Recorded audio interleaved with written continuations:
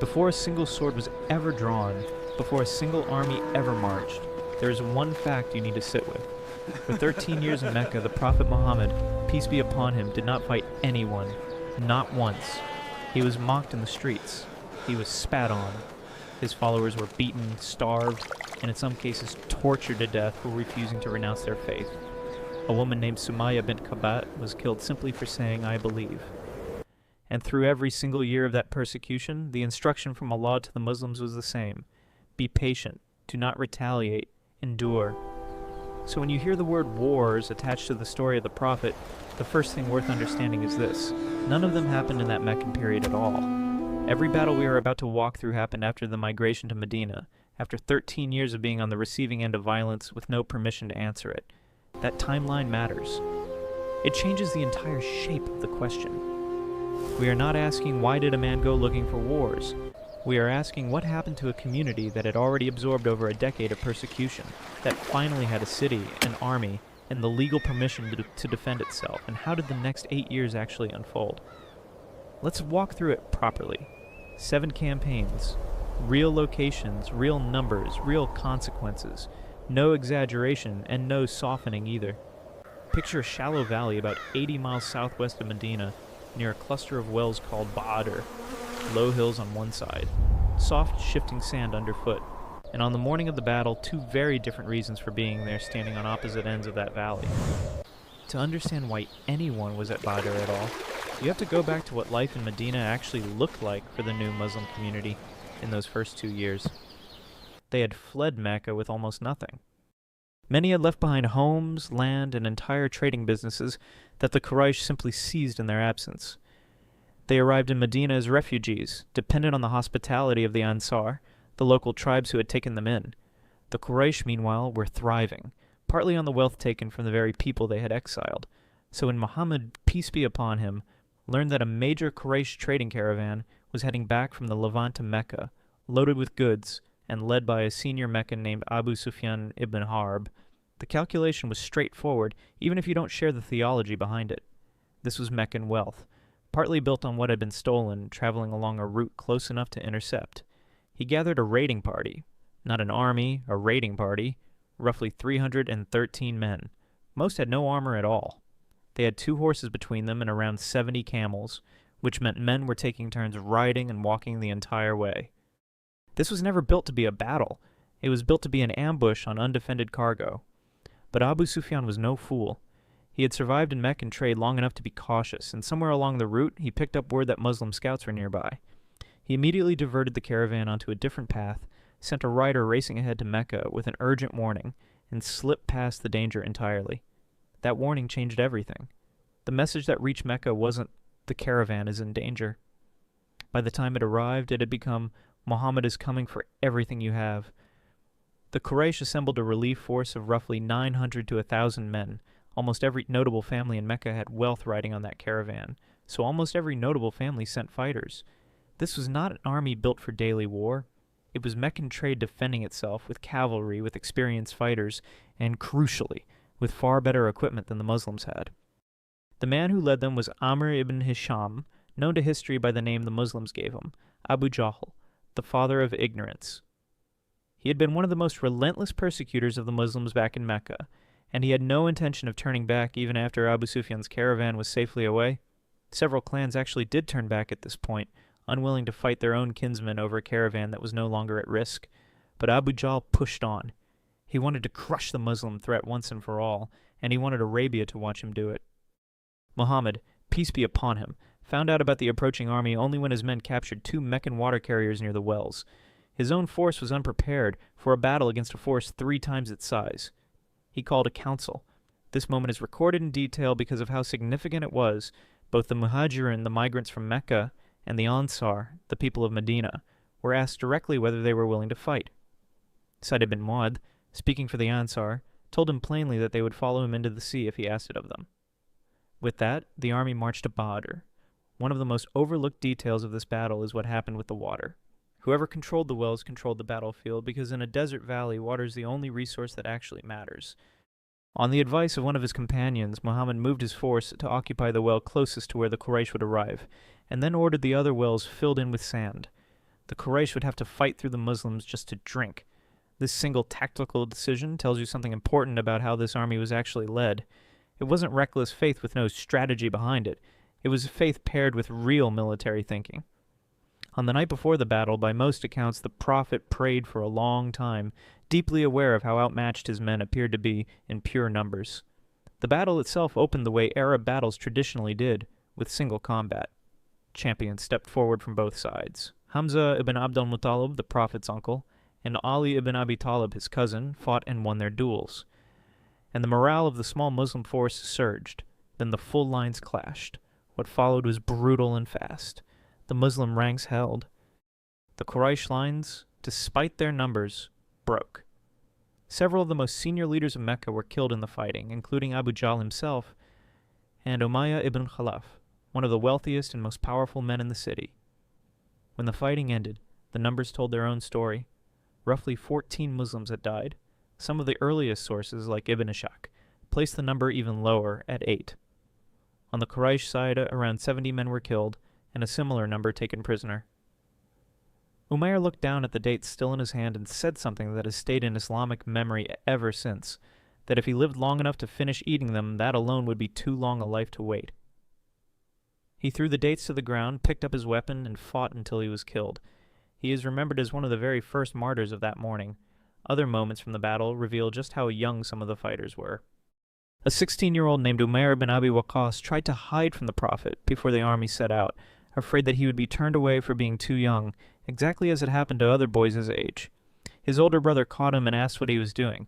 He admitted his fear, and admitted too that he hoped Allah would grant him martyrdom that day. When the Prophet did try to send him home for being underage, the boy wept, and the Prophet relented and allowed him to march.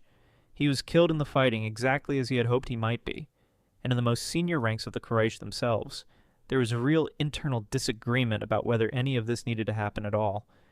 Utbah ibn Rabi'ah, one of the most respected nobles in the Meccan army, argued openly before the battle that the wisest course was simply to turn back to Mecca and let history settle the matter on its own. If the Arabs killed Muhammad without Quraysh involvement, Mecca would be relieved of the burden at no cost to itself. If he prevailed against the rest of the Arabs, that too would not be Quraysh's loss to bear.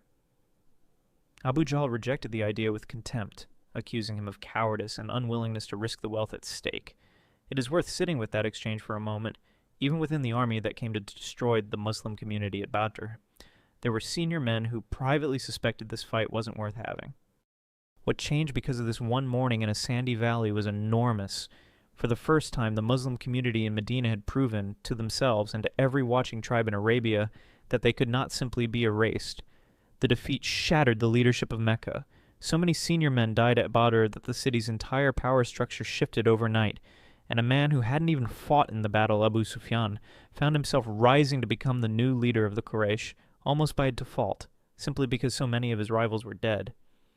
There is a final detail from the aftermath of Badr worth knowing, because it shows that even total victory didn't erase every danger. Shortly after the defeat, a Quraysh noble named Umayr ibn Wahb, whose son had been taken prisoner at Badr, sat with a grieving friend and quietly confessed that if it weren't for his debts and his family's dependence on him, he would go to Medina himself and kill the Prophet, using his son's captivity as a pretext to gain access. His friend offered to cover his debts and support his family in his absence, clearing the way. Umayr traveled to Medina with murder in his heart, was confronted directly by the Prophet about his true purpose, and by the end of that encounter had instead accepted Islam himself, becoming one of its sincere adherents. Even the plots born directly out of Badr's grief did not all end in further violence. And one more thing happened that day that the people of Mecca could never forgive. Hamza, the Prophet's uncle, had fought with such ferocity at Badr that the Quraysh placed a price on his head. That grudge would not stay buried. It was waiting for them at the very next battlefield. If Badr was the battle that proved the Muslims could survive, Uhud was the battle that proved survival was never guaranteed twice. After the humiliation of Badr, Abu Sufyan, now the undisputed leader of Quraysh, made a vow. He would return to Medina with a force large enough that there could be no question of the outcome. It took roughly a year to assemble it. When he marched north, he brought close to 3,000 men, nearly 3 times the size of the army that had been crushed the year before. This time, the Quraysh had brought something else with them too, their own grief. Hind bint Utbah, whose father, uncle, and brother had all been killed at Badr. came with the army. So did other women who had lost fathers, husbands, and sons. This was no longer simply about trade routes, it was about vengeance. When word reached Medina that the Quraysh army was encamped just outside the city, on the pastures north near Mount Uhud, Muhammad, peace be upon him, called another council. The senior, more experienced voices in the community, including the Prophet himself, leaned towards a defensive strategy: stay inside Medina, let the city's natural fortifications and narrow streets work against a larger force the way they always had for besieged towns. But many of the younger men, especially those who had missed the glory of Badr, were eager to meet the Quraysh in open battle outside the city, hungry to prove themselves. After consultation, the Prophet relented to the majority and agreed to march out to meet them. He personally inspected the army before it left, and in one of the more striking details preserved from that day, he turned away young boys who tried to join, including Umar ibn al-Khattab's own son, judging them too young for the battlefield. The Muslim force that marched out numbered around 1,000 men. Only about 100 of them had chainmail. The rest had whatever protection they could find, which for most of them was none at all. Then on the march itself, the army lost 300 of its own men before a single blow had been struck. Abdullah ibn Ubay, a Medinan leader who had disagreed with the decision to fight in the open, turned back along with his followers, discontented with how the council had gone. The Muslim force that actually reached Uhud was closer to 700 men, facing 3,000. Muhammad positioned his army with care. Mount Uhud at their back meant the Quraysh could not encircle them from behind, but there was one gap in that natural shield, a low hill on one flank that, if left undefended, would let Meccan cavalry sweep around and attack from the rear. The Prophet stationed 50 archers on that hill under the command of Abdullah ibn Jubair, and gave them an instruction so direct it would be repeated for the next 1,400 years. Hold this position no matter what you see happening on the battlefield below. Win or lose, do not leave this hill unless I personally send for you. The battle began, and for a long stretch it looked like Badr all over again. The Muslim lines pushed forward with real force. The Quraysh lines buckled and broke. Meccan soldiers began fleeing the field, abandoning supplies and equipment in their retreat. And this is where the entire battle turned, not because of the enemy's strength, but because of a single human, understandable mistake. Watching the Quraysh flee and the battlefield apparently won, many of the archers on the hill believed the fighting was over. They could see their fellow Muslims beginning to gather the abandoned spoils below. Despite their commander's protests, despite the Prophet's explicit order, most of the archers left their position and went down to join in collecting the spoils of what looked like a finished victory. The hill was now open. Khalid ibn al-Walid, still fighting on the Meccan side at this point in his life, had been watching from the cavalry reserve. He saw the gap the moment it opened, and he didn't hesitate. He led the Meccan cavalry in a sweeping charge around the now undefended hill and struck the Muslim formation from behind, at the exact moment its front lines believed the battle was already won. What followed was chaos. The Muslim ranks, caught between an enemy now attacking from two directions, broke apart. In the confusion, some Muslims, in the dust and noise, even struck at their own side by mistake.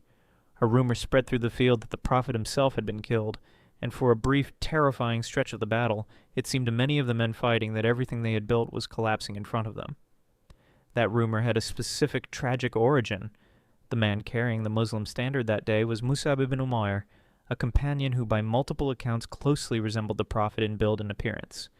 A Meccan fighter named Ibn Qamiyah broke through toward him, shouting that he would show them Muhammad, and that he himself would not survive if Muhammad did. Mus'ab stood his ground, refusing to let the standard fall. Ibn Qamiyah's blade cut off his right hand as he held it. Mus'ab caught the standard with his left hand and kept holding it upright. Ibn Qamiyah's blade took the left hand too.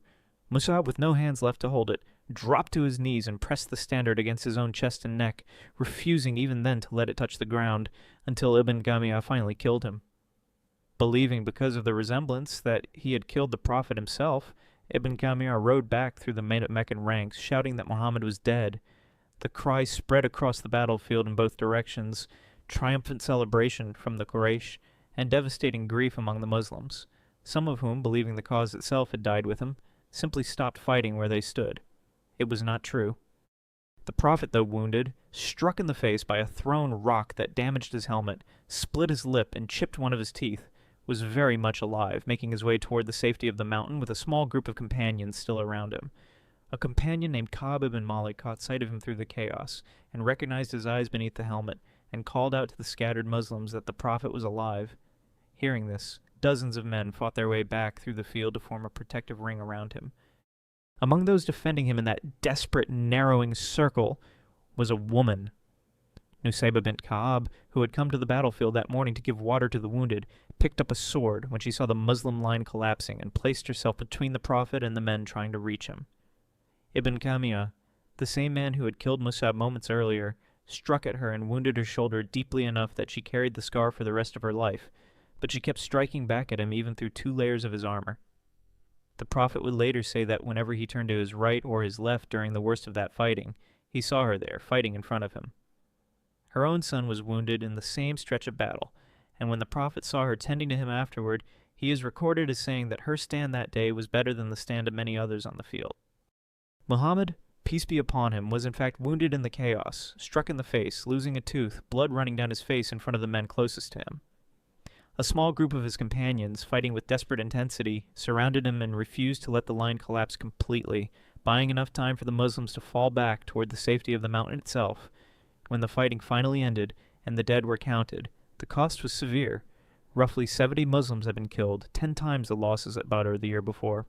Among them was Hamza ibn Abd al-Muttalib, the Prophet's own uncle, the same man whose ferocity at Badr had made him a marked target. He was killed by a man named Washi ibn Harb, hired specifically for that purpose by Hind bint Utbah, the same woman who had lost her father, uncle, and brother at Badr. In a moment of grief and vengeance that shocked even hardened Arab fighters, Hamza's body was mutilated on the battlefield afterward. Quraysh losses by comparison were far lighter, somewhere around 22 men. By any honest measure, Uhud was a tactical defeat for the Muslims, brought about not by Quraysh superiority but by a single broken order at the worst possible moment. And yet Abu Sufyan, despite his army's clear advantage, chose not to press the attack into Medina itself and march in the city while it lay vulnerable. He turned back to Mecca instead, satisfied that he had avenged Badr, not realizing, or perhaps not willing to risk finding out, just how close he had actually come to ending the conflict outright. There is one final detail from the days immediately following the battle that says as much about the Muslim community's resilience as the fighting itself. As the exhausted, wounded survivors made their way back toward Medina, word reached them that Abu Sufyan's army, despite turning for home, was reconsidering and might return to finish what it had started. Battered, grieving, carrying their dead, the Prophet still turned to the same men who had just survived the worst day of fighting in their young community's history, and asked whether they were willing to march out again immediately and face the Quraysh a second time. They said yes.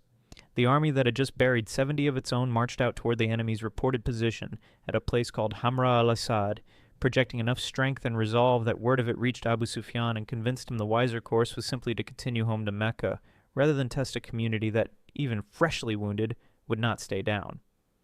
The lesson the Muslim community drew from Uhud was not really about military tactics, although that lesson was certainly there too. It became one of the most repeated reference points in the Quran itself, that victory does not belong automatically to the side with the stronger faith or the stronger conviction. Discipline matters. Obedience to a clear instruction, even when the battlefield looks like it's already won, matters. Uhud taught the early Muslim community, in the most painful way possible, that an army can be winning and losing in the very same hour, depending entirely on whether it holds the position it was told to hold. That lesson would not be the last hard one. 2 years later, the Quraysh would come back one final time, not with 3,000 men, but with the largest coalition Arabia had ever seen assembled against a single city. By the year 627, the conflict between Medina and Mecca had stopped being a two-sided rivalry. It had become something closer to a coalition war. And the reason for that escalation traces directly back to a Jewish tribe that no longer lived in Medina at all. After earlier tensions and a series of broken agreements, 2 of Medina's 3 major Jewish tribes, the Banu Qaynuqa and the Banu Nadir, had already been expelled from the city by this point in the timeline, accused of treaty violations, and in the case of the Nadir, an attempted assassination plot against the Prophet himself.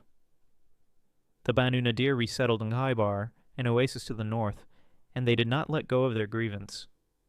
Their leader, a man named Huyay ibn Sakhtab, traveled personally to Mecca to meet with the Quraysh and convince them to finish what had been started at Badr and Uhud once and for all. This time, the appeal worked on a scale no one had seen before.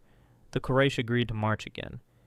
So did the Banu Ghatafan, bribed with half of an entire harvest, contributing roughly 2,000 men and 300 horsemen. The Banu Asad joined. Several thousand more men came from smaller allied tribes. By the time the coalition assembled and marched toward Medina, estimates place its size at around 10,000 fighters with 600 horsemen, by far the largest force ever brought against the Muslim community, and roughly 7,000 more men than had defeated them at Uhud 2 years earlier.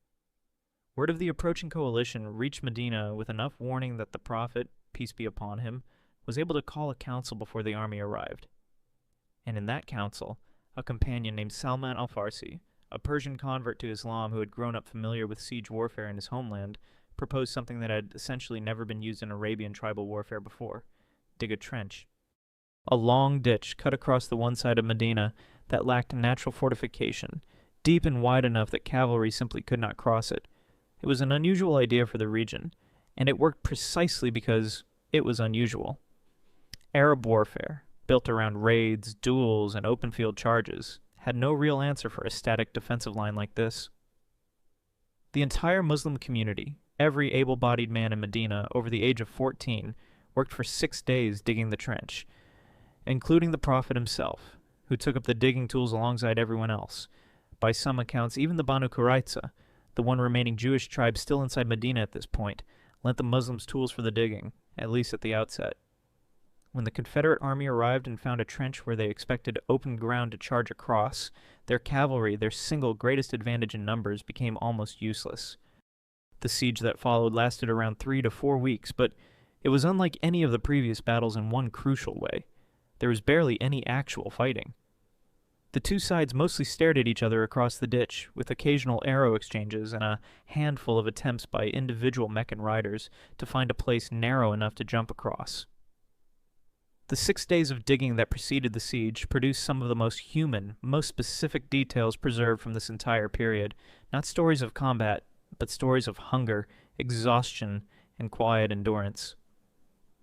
A companion named Jabir ibn Abdullah later recalled that while the men were digging, they came across a massive rock embedded in the earth that their tools simply could not break.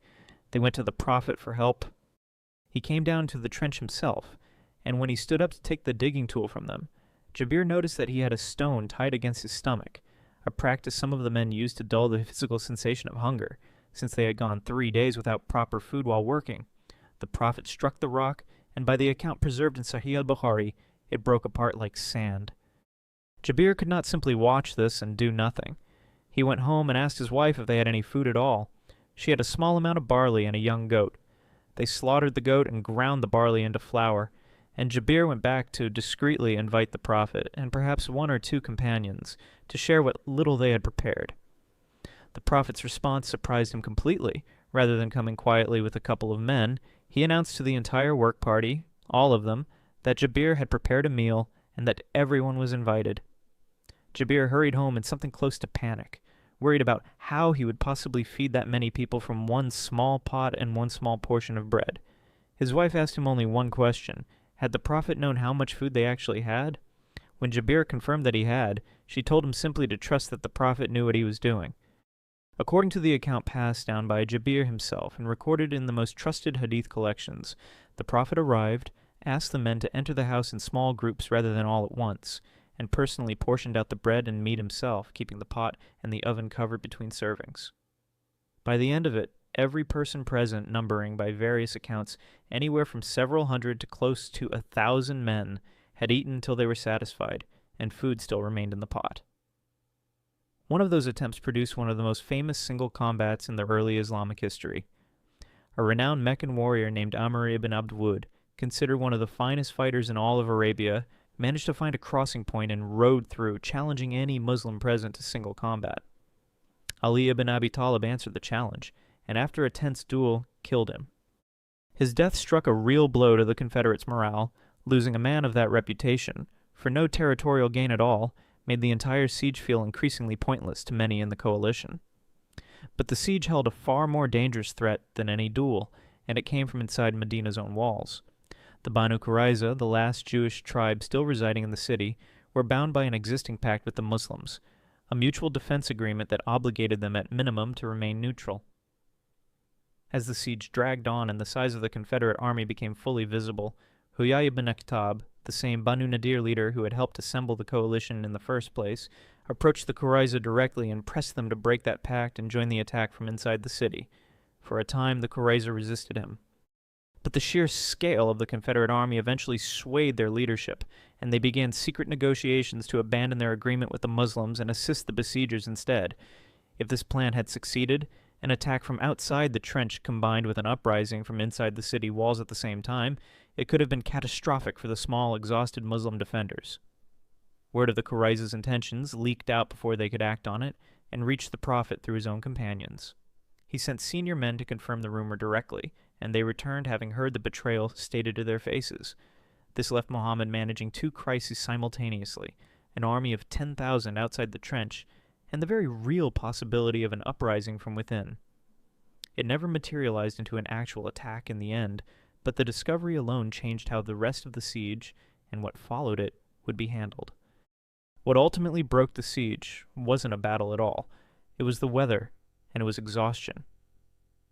On the final night, by multiple accounts, a violent, freezing windstorm tore through the Confederate camp, uprooting tents, scattering supplies, killing livestock, and making the already uncomfortable siege simply unbearable. Combined with dwindling supplies, growing distrust among the various tribes who had only loosely allied with each other in the first place, and the demoralizing loss of men like Amr ibn Abd for no real gain, the coalition began to fracture. Abu Sufyan gave the order to retreat under cover of darkness. The Ghatafan and the other allied tribes followed soon after. The siege that had assembled the largest army Arabia had ever seen against a single city ended without the two main armies ever truly clashing in open battle. Muslim casualties were remarkably light for an engagement involving 10,000 attackers. Most sources placed the number at just 5 to 8 deaths. Confederate losses were similarly minimal in direct combat terms, around 3 men. But the story of that month was not finished yet. With the Confederates gone, the Prophet turned his attention to the betrayal that had nearly opened Medina from the inside. The Muslim army marched on the Banu Qurayza's section of the city and laid siege to it.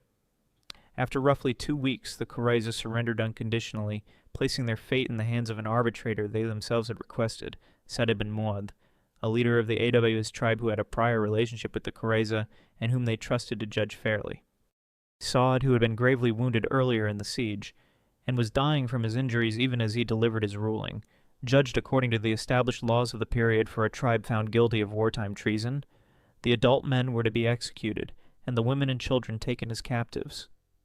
Classical sources differ on the precise number of men executed, with figures ranging from around 400 to as many as 800 or 900, depending on the account and the size estimates of the tribe at that time. This is, without question, the single harshest moment in the military history of this period, and it deserves to be named honestly, rather than minimized. It was carried out as a judgment for an active, confirmed plot to assist an invading army of 10,000 men in wiping out the entire Muslim community of Medina during the height of the siege, judged not by Muhammad personally, but by an arbitrator the Qurayza themselves had selected and trusted, applying the legal standard of the era for wartime betrayal. Context does not erase the weight of what happened. It explains why it happened. After the trench, the threat to Medina did not vanish. It simply relocated.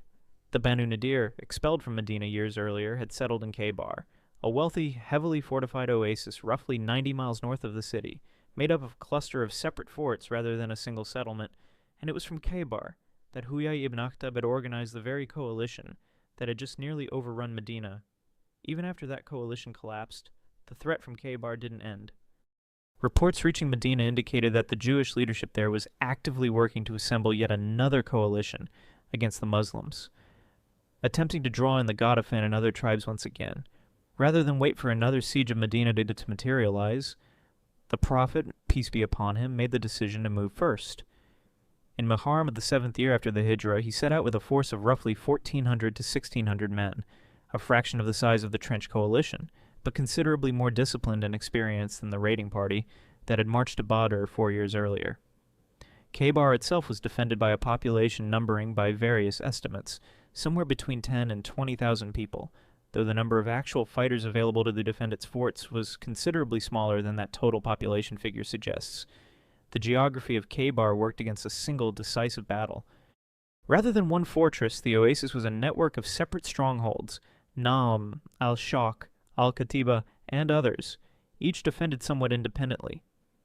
The Muslim strategy became one of systematically reducing each fort in turn rather than facing the entire defending population in one engagement.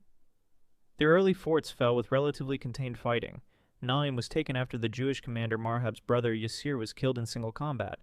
Other fortresses followed similarly, a challenge, a duel, or a short siege, then capture.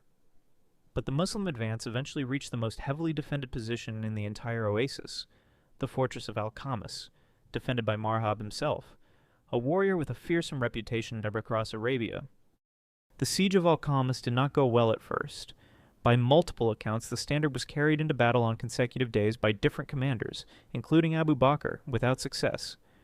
Frustration grew within the Muslim camp as the days passed and the fortress held.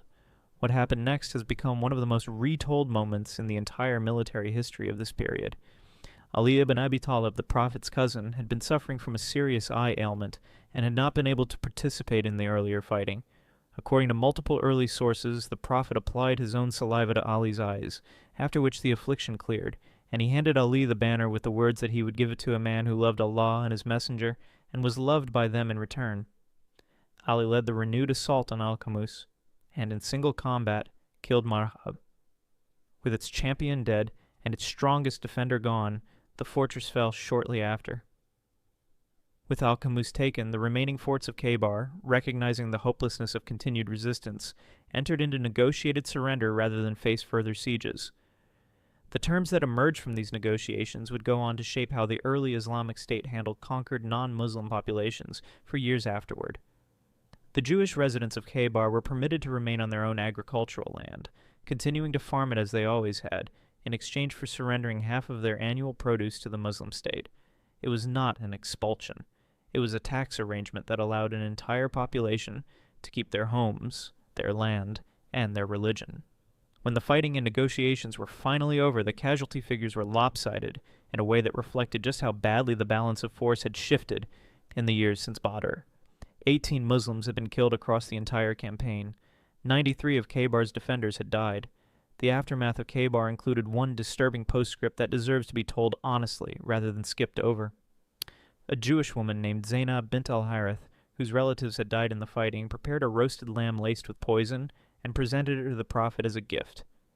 He took a single bite, found the taste alarming, and spat it out before swallowing more, but one of his companions who had eaten more of the meat died from the poisoning. When questioned, Zainab admitted what she had done. The Prophet, according to the most commonly cited accounts, did not retaliate against her himself in that moment, though he later ordered her execution after the companion's death from the poisoning was confirmed. The conquest of Khaybar mattered for reasons that went well beyond the battlefield itself. It eliminated the last major organized base from which a hostile coalition could be assembled against Medina. It brought substantial agricultural wealth into the Muslim state at a moment when the community badly needed it. And it established for the first time at this scale a model of coexistence under Muslim governance that did not require conversion or expulsion. The military threat from the north was, for all practical purposes, finished. What remained was Mecca itself, the city the Prophet and his followers had been forced to flee from 8 years earlier, and the city they had still, after everything, never set foot back inside. Here is something that surprises a lot of people the first time they actually learn the details of this event. The conquest of Mecca was not supposed to be a war at all. By the time the Muslim army marched on the city that had cast them out, the two sides had already signed a peace treaty. That treaty was the Treaty of Hudaybiyah, agreed in 628, 2 years before the conquest. It was a 10-year truce between Medina and the Quraysh, and one of its provisions that allowed surrounding Arab tribes to ally themselves freely with either side. If a tribe allied with the Quraysh attacked a tribe allied with the Muslims, or the reverse, the treaty would be considered broken. Two tribes took up that option almost immediately. The Banu Khuza'a allied with the Muslims. The Banu Bakr allied with the Quraysh. The two tribes had a long, bitter pre-Islamic history of hostility with each other, and for a while after Hudaybiyah, that old hostility simply went quiet. It did not stay quiet. In 630, the Banu Bakr launched a violent attack on the Banu Khuza'a, and crucially, they did not do it alone. Several prominent Quraysh figures, including men like Safwan ibn Umayyah and Ikrimah ibn Amr, provided the Banu Bakr with weapons and fighters for the assault. Some of the fleeing Khuza'a tried to take refuge inside the sacred mosque itself in the Kaaba, which under long-standing Arab custom should have made them untouchable. The attacking forces ignored that custom entirely. Roughly 20 members of the Banu Khuzā were killed. When word of the massacre reached Medina, the Prophet, peace be upon him, understood immediately what it meant.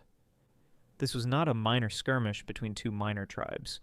Quraysh involvement, weapons, and fighters had directly assisted an attack on a Muslim allied tribe inside the sacred precinct, in direct violation of the treaties both sides had signed 2 years earlier.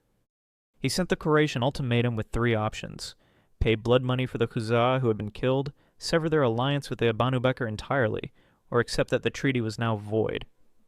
Abu Sufyan, sensing the gravity of what had just happened, personally traveled to Medina to try to salvage the treaty. By this point, his own daughter Ramla, known as Habiba, was one of the Prophet's wives, and he hoped that connection might help smooth over the crisis. It did not. He was rebuffed and returned to Mecca having achieved nothing. The Prophet began quietly mobilizing for what he now understood was inevitable, sending word throughout the Arabian Peninsula for Muslims to gather, while deliberately keeping the actual destination of the campaign concealed for as long as possible to prevent the Quraysh from organizing any kind of meaningful defense. When the army finally marched, its size was unlike anything Arabia had witnessed in this entire conflict. Roughly 10,000 men, the largest force the Muslims had ever assembled, advanced toward the city. What happened next is, by any honest historical standard, one of the more remarkable turns in this entire 8-year conflict. The Quraysh, facing an army of that size with nothing comparable to field against it, did not fight. Abu Sufyan himself, encountering the approaching Muslim camp at night, was brought before the Prophet, and, after a tense exchange, accepted Islam on the spot and testified to Muhammad's prophethood. The Muslim army entered Mecca on the 20th of Ramadan with almost no resistance. A small skirmish did break out, involving one column of the advancing force, where a group of Quraysh attempted token armed resistance, and several were killed in the brief clash that followed. But this was minor and isolated, nothing resembling the pitched battles at Badr or Uhud. The overwhelming entry into the city was bloodless. What the Prophet did next is, in many respects, the single most consequential decision of the entire conquest. He had every justification, by the standards of warfare at the time, to take revenge on the city that had persecuted him and his followers for 13 years, that had driven them from their homes, that had assembled 3 separate armies to destroy them at Badr, Uhud, and the Trench. Instead, he declared a general amnesty. "Today is the day of mercy," he is recorded as saying, and with a small number of named exceptions, individuals who had committed specific serious crimes, the entire population of Mecca, including men who had spent years trying to kill him personally, was forgiven. Most of those few who had initially been excluded from the amnesty were subsequently pardoned as well, once tensions had settled. He then proceeded to the Kaaba itself, and oversaw the removal and destruction of the roughly 360 idols that had filled the sacred precinct, restoring it, in the Islamic understanding, to the singular purpose it had originally been built for under Ibrahim, peace be upon him, the worship of one God alone. The conquest of Mecca effectively ended the 6-year war between the Muslims of Medina and the Quraysh of Mecca. It did not, however, end the wider conflict in Arabia. There were still tribes east and south of Mecca who had watched the cities fall with alarm, rather than relief, and who were not prepared to simply accept what had just happened without a fight of their own. The fall of Mecca sent a message across Arabia that the balance of power had shifted permanently. For most tribes, that message led to peaceful submission and conversion. For 2 tribes in particular, the Hawazin and their allies, the Thaqif, based around the fortified city of Taif, southeast of Mecca, it produced the opposite reaction, alarm, and a decision to strike before the Muslims could turn their attention toward them. The Hawazin and the people of Taif had a long history of rivalry with Mecca that predated Islam entirely, including a notable pre-Islamic conflict known as the War of Fijar. Watching Mecca fall without a fight only heightened their fear that they would be next, and isolated, and surrounded. Their leader, Malik ibn Auf al-Nasri, made the case to the surrounding clans that the only sensible move was to strike first, while the Muslims were still consolidating their hold on Mecca, rather than waiting for an attack that felt to him inevitable. Malik gathered a substantial confederation, the Hawazin, the Thaqif, and several smaller allied clans including the Nasr, the Jusham, and elements of the Banu Hilal. And he made one decision that an older, more experienced fighter in his own camp tried hard to talk him out of.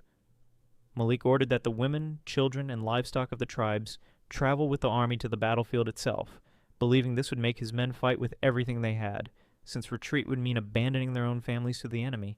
Durayd ibn al-Simma, an elderly, blind, and highly experienced warrior traveling with the Confederation, warned Malik directly that this was a serious mistake, that bringing families onto an active battlefield only added risk without adding any real military advantage, and that if the battle went badly, those same families would simply become captives.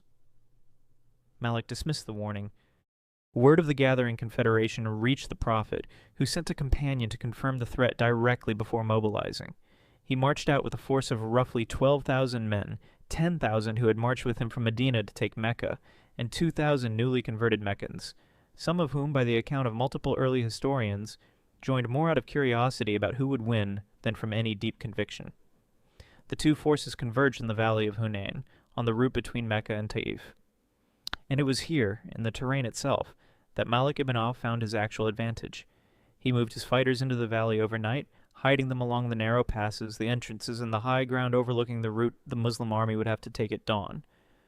What happened next was the closest the Muslim community came, after Uhud, to a genuine catastrophe on the battlefield. As the Muslim vanguard, under the command of Khalid ibn al-Walid, by now a convert, having accepted Islam in the time between Uhud and the conquest of Mecca, advanced into the narrow valley in the half-light before dawn, the hidden Hawazin fighters launched their ambush. Arrows rained down from the high ground on both sides. Then came a full charge. The surprise was total. The vanguard broke and fled, smashing back into the main body of the army behind it, and the panic spread almost instantly through ranks that had no idea what was happening or how large the ambushing force actually was. Within minutes, an army of 12,000 men was in full chaotic retreat, and at the center of that collapsing formation, the Prophet himself was left with only a small handful of companions still standing beside him, by some accounts as few as 100 men out of 12,000. This is the moment that defines the entire Battle of Hunayn, more than the eventual victory that followed it. With the enemy bearing down, and the overwhelming majority of his own army scattered in flight, Muhammad, peace be upon him, did not run. Ali ibn Abi Talib stood beside him and by multiple accounts fought off repeated charges aimed directly at the Prophet, much as he had done in the worst moments of Uhud 5 years earlier. The Prophet's uncle, Al-Abbas, a man known for having an extraordinarily powerful voice, was instructed to call out across the battlefield, calling the fleeing companions back by name, by tribe, reminding them of who they were and what they had already survived together. It worked.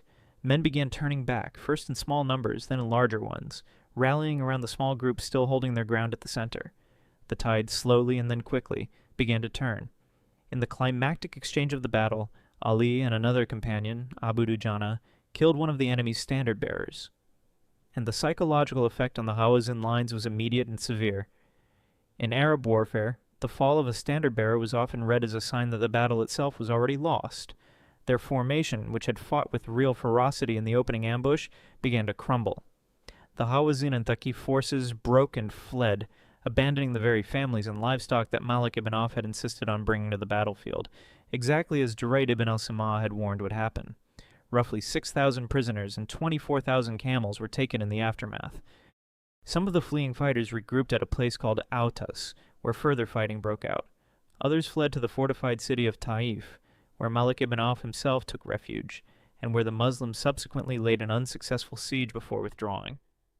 When the immediate battle at Hunayn itself was tallied, the cost to the Muslims was remarkably light, given how close the morning had come to total disaster.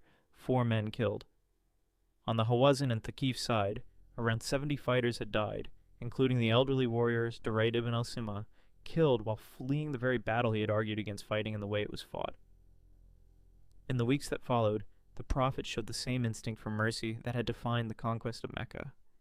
When a delegation from the Hawazin came to him and described the hardship the captivity of their wives and children was causing, he returned the prisoners to them, asking the Muslim fighters who held shares in the spoils to voluntarily give them up.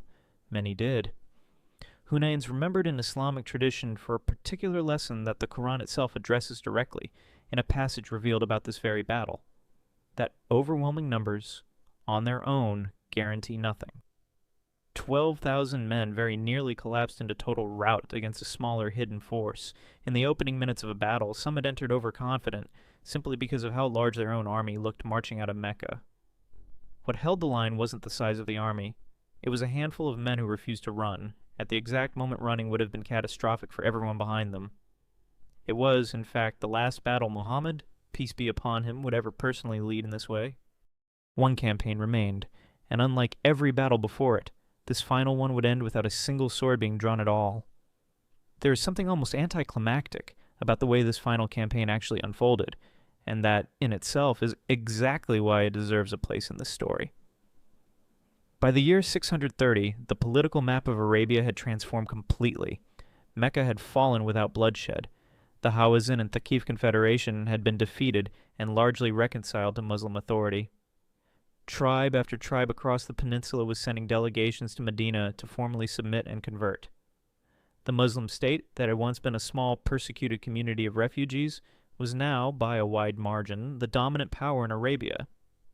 But Arabia's northern border was a different story entirely. That frontier butted up against the territory of the Byzantine Empire, the great Christian power that controlled Syria and the Levant, along with its client Arab tribes, most notably the Ghassanids. And in the months before this expedition, reports reached Medina that the Byzantine Emperor Heraclius was mobilizing a significant military force near the frontier, apparently in response to the Muslims' growing power in the region. There was real history behind why this report was taken so seriously. 2 years earlier, in 628, a small Muslim diplomatic and military party had been ambushed and effectively annihilated at a place called Mu'tah, in modern-day Jordan, by a much larger Byzantine and Ghassanid force. That defeat had never been avenged, and it left a real justified concern in Medina that the empire to the north viewed the rising Muslim state as a threat worth confronting directly. So when word came that Byzantine forces were massing again, the Prophet, peace be upon him, made the decision to move first, rather than wait for an invasion to arrive at Medina's doorstep. He called for the largest mobilization of his career, by most estimates, around 30,000 men, a force 10 times the size of the army that had marched to Badr just 6 years earlier. The timing could not have been more difficult. The campaign fell during an unusually severe stretch of summer heat, made worse by a drought that had hit the region that year, and it came at precisely the moment when the date harvest in Medina, the economic backbone of the community, was ripening and needed attention. This combination of brutal conditions and significant personal sacrifice is why the expedition came to be known among the early Muslims as the Campaign of Hardship. Not everyone answered the call. A number of men in Medina, later described in the Quran itself as having shown the characteristics of hypocrisy, made excuses to avoid joining, and in some cases actively discouraged others from going. The Quran addresses this episode in more depth and at greater length than almost any other event in the Prophet's life, examining in detail the various excuses offered and the spiritual state behind them. The march itself covered an enormous distance for the period, more than 400 miles north from Medina to the oasis of Tabuk near the Gulf of Aqaba, close to where the modern borders of Saudi Arabia and Jordan now meet. It was, by a wide margin, the longest single march the Prophet had ever personally led. And when the army finally arrived at Tabuk, after enduring the weeks of heat, thirst, and exhaustion, they found something that none of the previous 7 campaigns had ever produced. Nothing. No Byzantine army. No Ghassanid cavalry. No enemy at all, anywhere in the vicinity. Historians, both classical and modern, are genuinely divided on what actually happened here. Some believe the reports of a Byzantine mobilization were accurate, and that Heraclius' forces, upon learning that a Muslim army of 30,000 men was advancing on their position, made the calculated decision to withdraw, rather than risk a confrontation they weren't prepared for at that moment.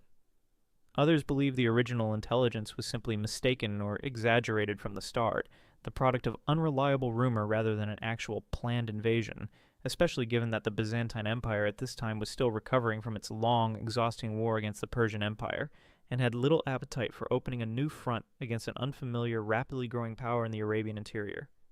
What is not in dispute is what happened next. Rather than treating the absence of an enemy as a wasted journey, the Prophet used the 20 days the army spent encamped at Tabuk to build something more lasting than a battlefield victory.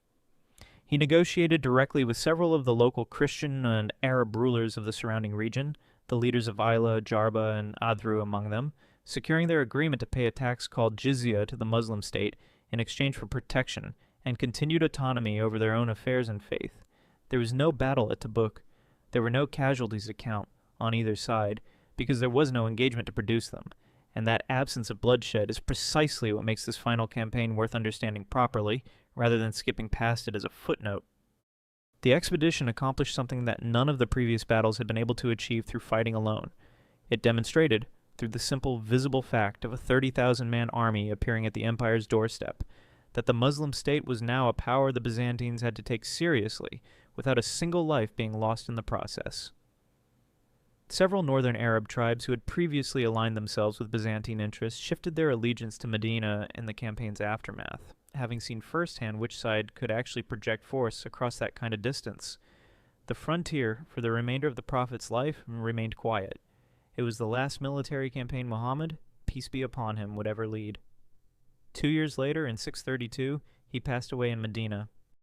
If you step back now and look at these 7 campaigns as a single continuous story rather than 7 separate events, a pattern becomes visible that's easy to miss when each battle is studied in isolation. Badr was a raid that turned into an unplanned battle, fought by a force with almost no equipment against an army 3 times its size. Uhud was a battle the Muslims were winning decisively, until a single broken order undid everything in a matter of minutes. The trench was a siege survived almost entirely through defensive innovation, and a storm with barely any direct combat at all. Khaybar was a methodical fort-by-fort campaign against the last organized military threat capable of besieging Medina again. The conquest of Mecca was, almost unbelievably, the least violent moment in the entire 8-year conflict, a war that ended with amnesty rather than vengeance, in the very city that had caused so much of the original suffering. Hunayn was nearly a catastrophic ambush, saved by the refusal of a handful of men to abandon the field, and Tabuk, the largest army ever assembled in this entire story, fought no battle whatsoever. Lay the casualty figures next to each other, and the trajectory tells its own story. Roughly 14 Muslim dead at Badr, roughly 70 at Uhud, 5 to 8 at the Trench, 18 at Khaybar, a handful in one skirmish at the Conquest of Mecca, 4 at Hunayn, 0 at Tabuk.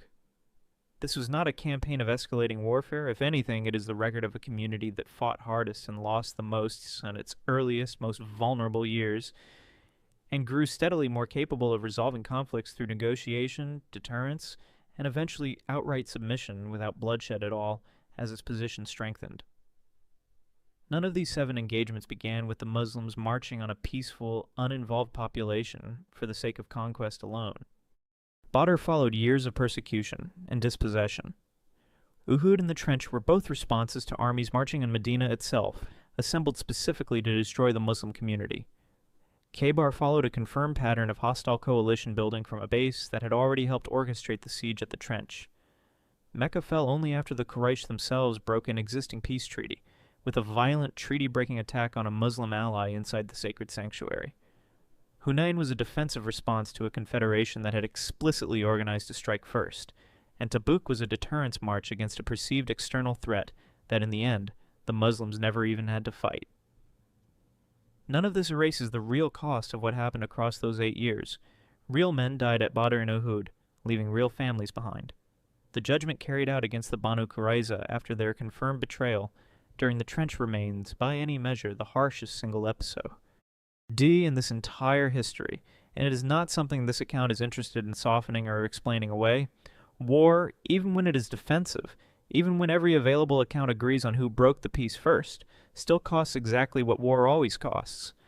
But understanding why these wars happen, in the order they happen, with the casualty figures and circumstances as they are actually recorded, rather than as legend has sometimes exaggerated them in either direction, matters. It is the difference between a story that simply asserts an outcome and a story that actually shows you, year by year, location by location, decision by decision, how a community that began with 300 men and almost no equipment ended 8 years later having unified an entire peninsula, very often by choosing mercy at the exact moments when vengeance would have been the easier, more expected choice. That more than any single battlefield victory may be the part of this story most worth remembering.